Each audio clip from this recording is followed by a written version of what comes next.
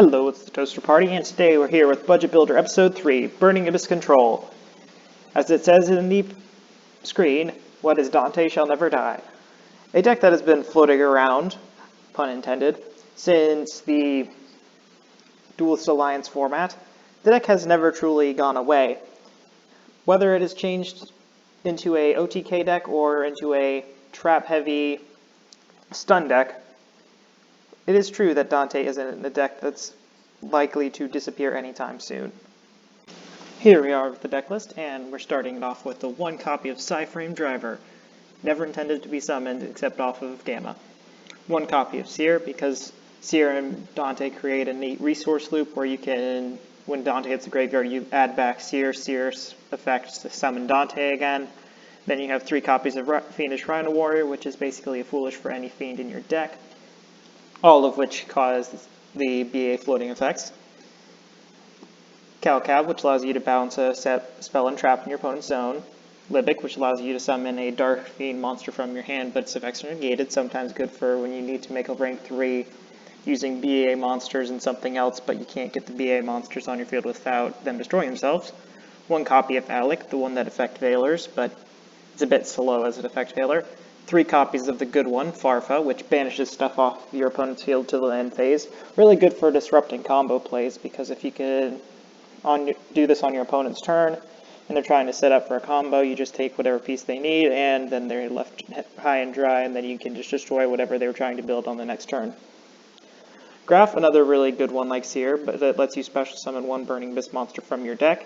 So you can get stuff like your other one-ofs into play, and so you can start looping them like Seer. Just an all-around good card.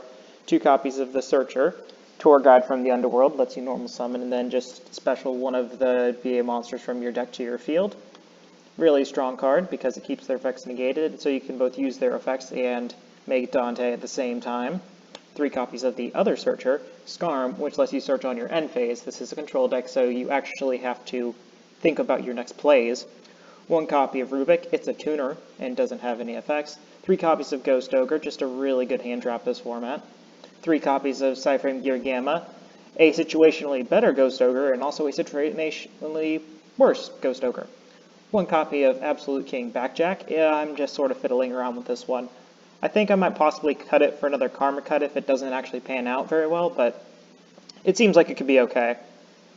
3 copies of Effect Veiler, because hand traps are good, and Effect Veiler is one of the better ones right now. 1 copy of Foolish Burial. Again, in a deck that only floats, you just kind of want to be able to toss whatever you want whenever you want.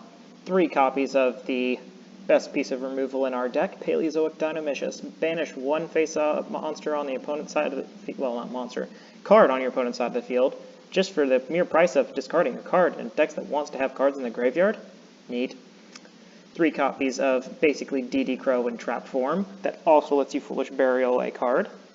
2 copies of slightly worse Dinomicious, but still a very good card, considering Dinomicious is one of the best traps in the deck. And the trap that holds it all together, Trap Trick. Being able to tutor for any of your wonderful trap pieces of removal and DD Crowing is really nice. On to the extra deck. 1 copy of Purple Dante. Just a really nice boss monster to summon after your Beatrice somehow gets destroyed. Virgil, a level 6 synchro that sometimes comes up. Beatrice, a Foolish Burial for anything in your entire deck, so send whatever you need whenever you need it. Nightmare Shark, when you're going into time, like that's going to happen anytime soon. But sometimes having 2,000 that you can just swing for game is really nice. Phantom Knights of Breaksword, a generic piece of removal. Lavier, for those times when something in your graveyard gets banished. 3 copies of Dante, because this is a budget deck and we had space to have the 3rd Dante. Plus Dante is just a really good card. Burrowload, for removing those random pesky monsters that are hard to remove. Topologic Zeraboros, again just like another good generic thing for. Topologic Trisbania, good for dealing with Eldritch. Nightmare Phoenix, good for any back row. Cerberus, good for any monsters. And Gravity Controller, because you're going to toss Dante sometimes in the extra monster zone, and you're going to want to get it out of there. Onto the side, 3 copies of more Hand Trap, 3 copies of Cosmic Cyclone for Eldritch, 2 copies of Twin Twisters for other back row decks as well as Eldritch, Imperial Order for any deck that wants to play spells, because you only have one in your main deck. 3 copies of Seer Mode, because combo decks stink, and this is the way to get rid of them. 3 copies of Chaos Hunter as the last piece, because it's like a better artifact Lancia in this deck, because it lets you both pitch a card, hopefully Farfa, on your opponent's turn, both stopping their combo in 2 different ways by taking away a key piece and also preventing them from banishing stuff. But that's the deck list. Hope you enjoyed it, and I should be uploading replays of it very soon. Bye-bye.